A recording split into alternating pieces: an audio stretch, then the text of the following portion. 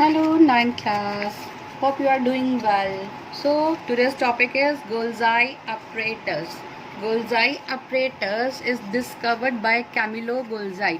Golgi भी बोलते हैं, कई इसको गोल्जाई भी बोलते हैं, तो pronunciation is different according to you.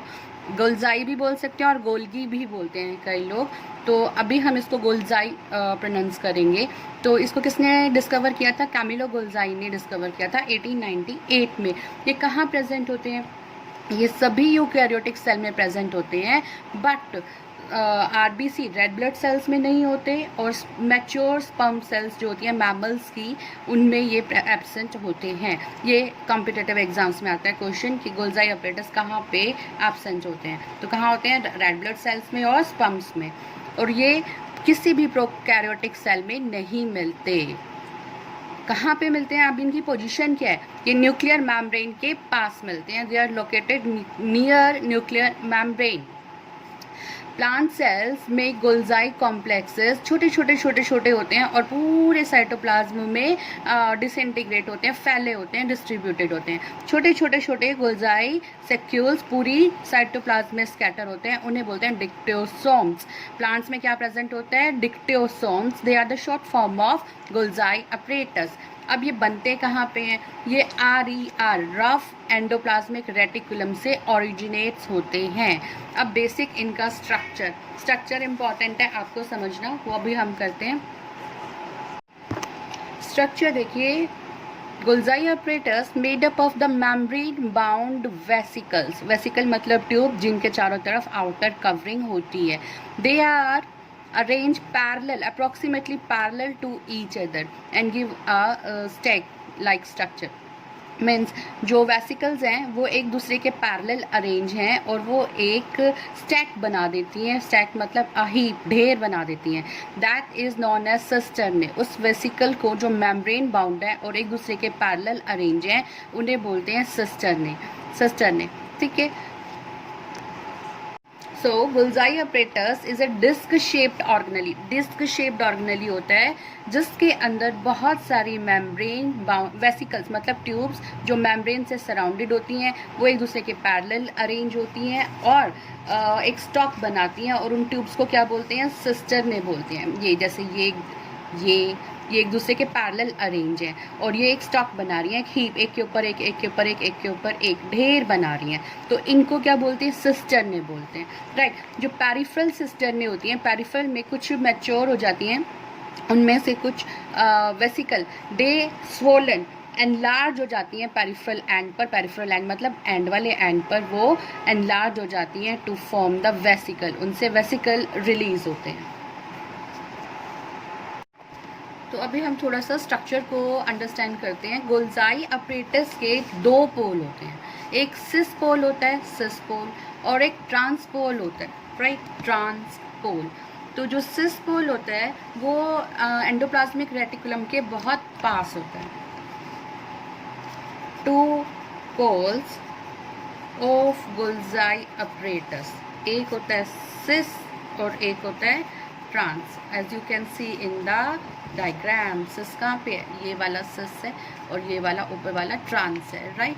तो जो सिस होता है that is near to the rough endoplasmic reticulum के बिल्कुल पास होता है.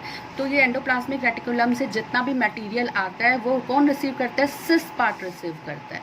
ये रहा, जैसे ये मटेरियल आ रहा है, transport vesicle reaching forming phase.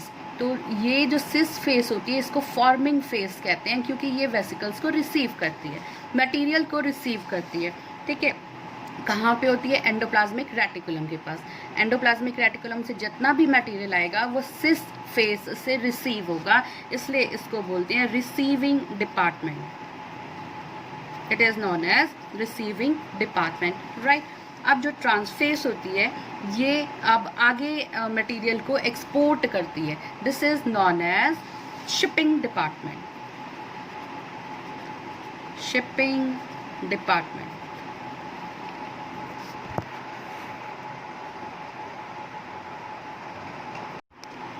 Cisternae does not have the presence of any ribosome. Cisternae में कोई भी राइबोसोम नहीं होता. नॉट राइबोसोम्स प्रेजेंट नहीं होते. They have just the Solan and like this ये सोलन एंड प्रेजेंट होते हैं सिस्टर्नी के अंदर. ठीक है, तो जो मटेरियल होता है वो सारा मटेरियल स्मूथ एंडोप्लाज्मिक रेटिकुलम से मटेरियल गोल्जाई अपरेटस में आता है थ्रू ट्रांसपोर्ट वेसिकल्स. कुछ वेसिकल्स होते हैं जो उस मटेरियल को गोल्जाई अपरेटस तक लेकर आते हैं. ठीक है, अब जो ये ट्रांसपोर्ट वेसिकल्स हैं, ये देखो ट्रांसपोर्ट वेसिकल्स हैं, ये मटेरियल को गोल्जाई अपरेटस के सिस स्टेज तक लेकर आ रहे हैं, सिस लेयर तक लेकर आ रहे हैं. ठीक है, अब जो ये मटेरियल है ये बड ऑफ फ्रॉम कहाँ से निकला है, SER से, और ये फ्यूज़ होता है गोल्जाई अपरेटस में कौन सी सरफेस पे, सिस सरफेस पर ये फ्यूज़ हो जाता है. ठीक है, अब जो सिस्टर्नी ट्रांस फेस पर है वो अपना सारा, अब जैसे जैसे जैसे ये धीरे ऊपर ऊपर की तरफ जाएगा तो जो ट्रांस फेस है that gives their everything, gives their all to form the vesicles. वो पूरी की पूरी डिसइंटीग्रेट हो जाती है, डिसअपियर हो जाती है वेसिकल बना के. तो जो गोल्जाई अपरेटर सेक्यूल्स हैं वो धीरे धीरे धीरे पूरा वैनिश्ड हो जाता है, लेकिन ये बहुत जल्दी जो गोल्जाई अपरेटर्स हैं, ये सेक्यूल्स होते हैं, वो बहुत जल्दी कॉन्स्टेंटली एंड रैपिडली रिन्यूड, दोबारा जल्दी जल्दी बनते जाते हैं. दोबारा से देखो, स्मूथ एंडोप्लाज्मिक रेटिकुलम से मटेरियल आया, किसके थ्रू आया, ट्रांसपोर्ट वेसिकल के थ्रू आया. किसने रिसीव किया, सिस फेस ने रिसीव किया.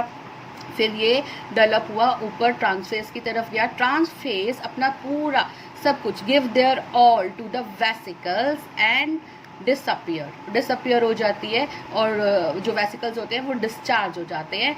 तो जो पूरा गोल्जाई अपरेटस है ये दोबारा से रैपिडली रिन्यूड होता है, कॉन्स्टेंटली रिन्यूड होता रहता है और रैपिडली रिन्यूड होता रहता है.